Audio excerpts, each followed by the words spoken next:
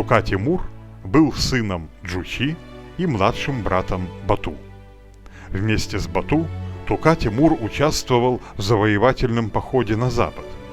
После завершения этого похода он получил часть завоеванных земель.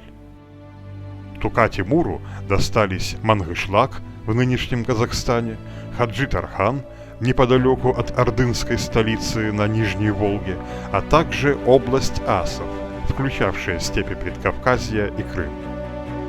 О деятельности Тука-Тимура в Крыму сведений не дошло, однако известно, что в столице ордынского Крыма чеканили ярмаки, серебряные монеты с именем Тука-Тимура. Известно также, что Тука-Тимур вместе с Берке стал одним из первых представителей династии Джучи, которые оставили тенгрианство и стали мусульманами.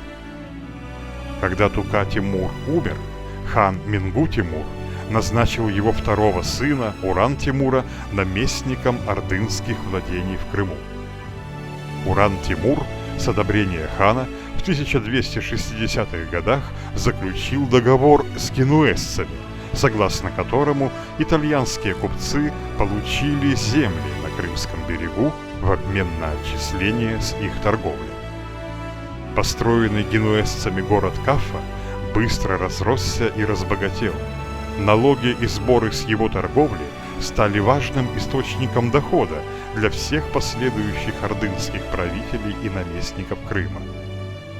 Получив возможность напрямую торговать с европейскими рынками, в Крым стало стекаться множество купцов из разных стран Азии. Орда наладила через Крым торговые связи с Востоком и с Западом. Крым превратился в перекресток международной торговли, что сильно укрепило его благосостояние и ускорило развитие в сравнении с другими провинциями Золотой Орды.